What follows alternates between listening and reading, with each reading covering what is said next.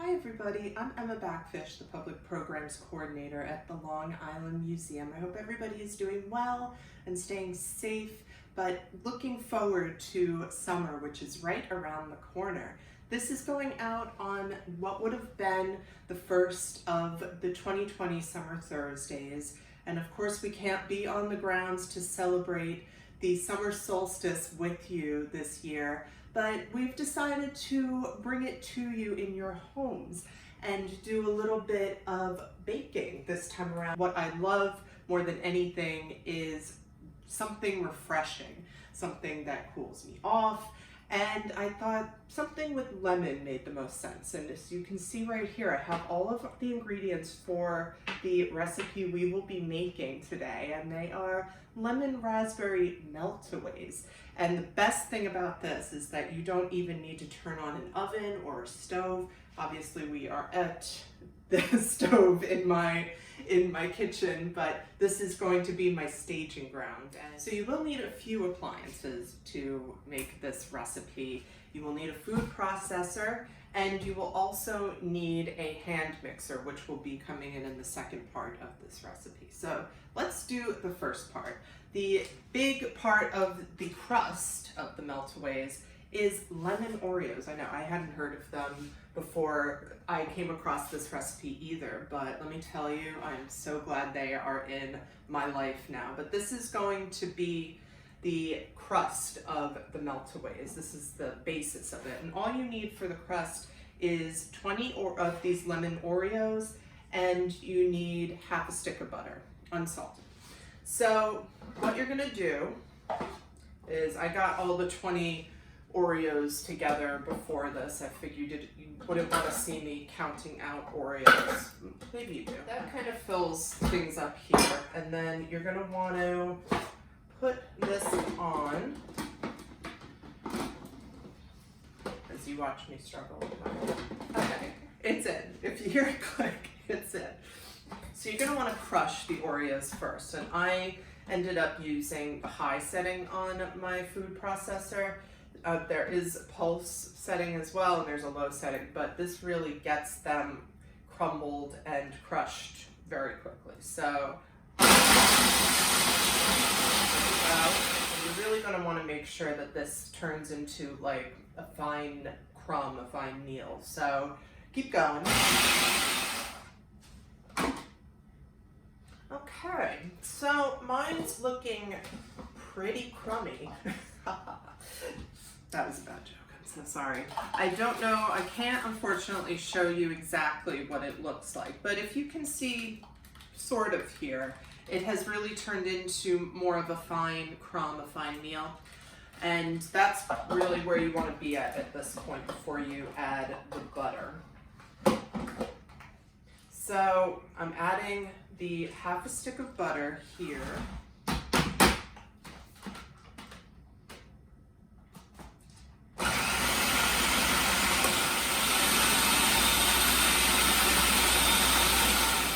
Point during this process, you might want to just get a spatula or something. Make sure you, of course, you turn the food processor off before you do that, and just kind of mush some of it down to make sure that anything that's maybe gotten stuck during the process has its chance to be incorporated. So doing that once and then writing it again. I'm feeling pretty good about that. I'm going to take this off. I am using a glass 8x8 Purex. I find them a little bit easier to wash.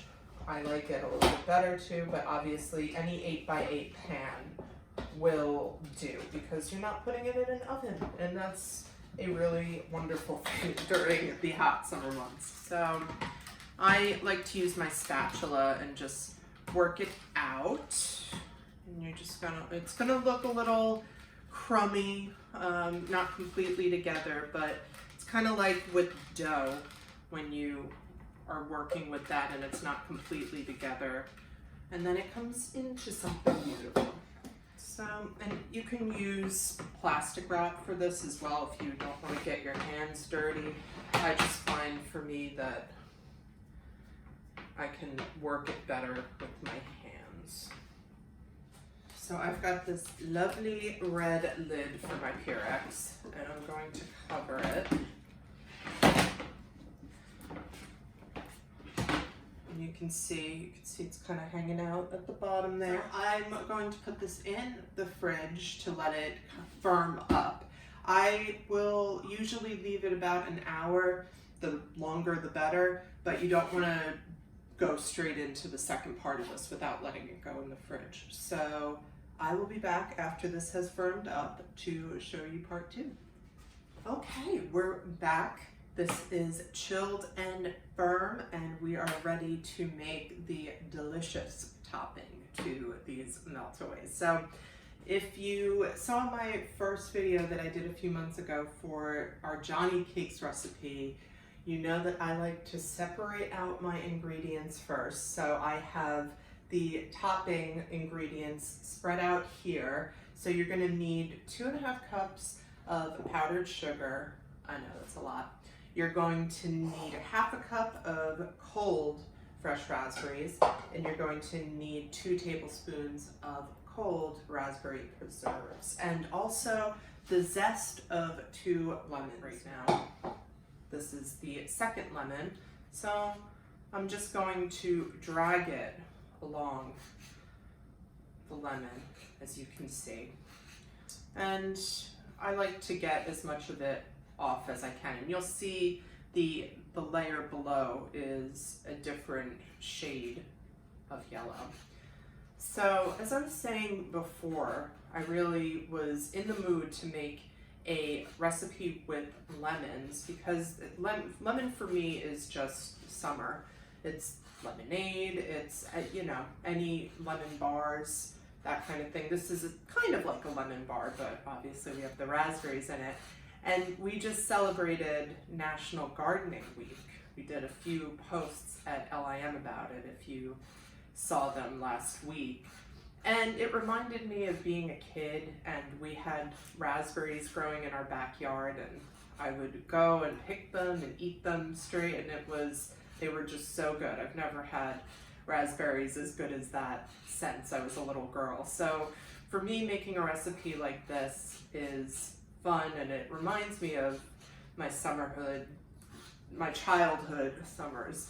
So it's a nice thing to do. And you know, if you have fresh veggies and fruits growing in your garden, it's a fun thing to be able to bring them in and make something even more yummy out of what is around you.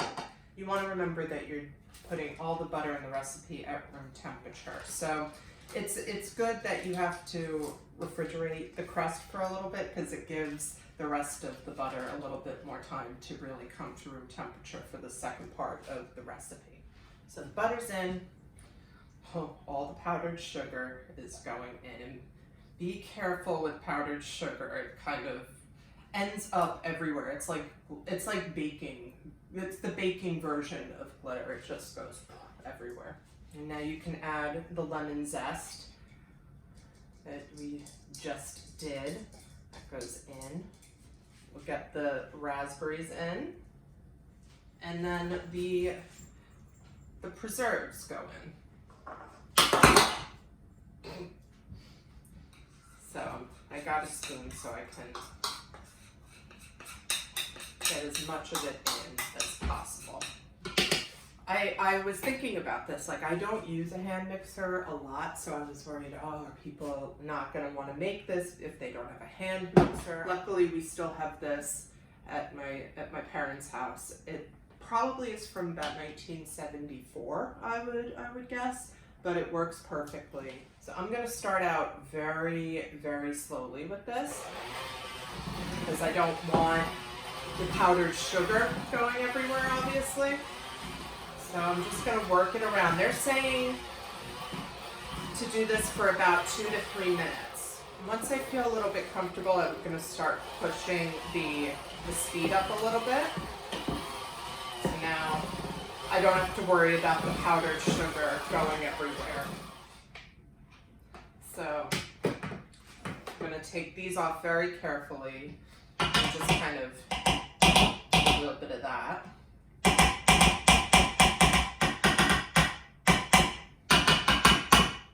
Can make some music out of it too.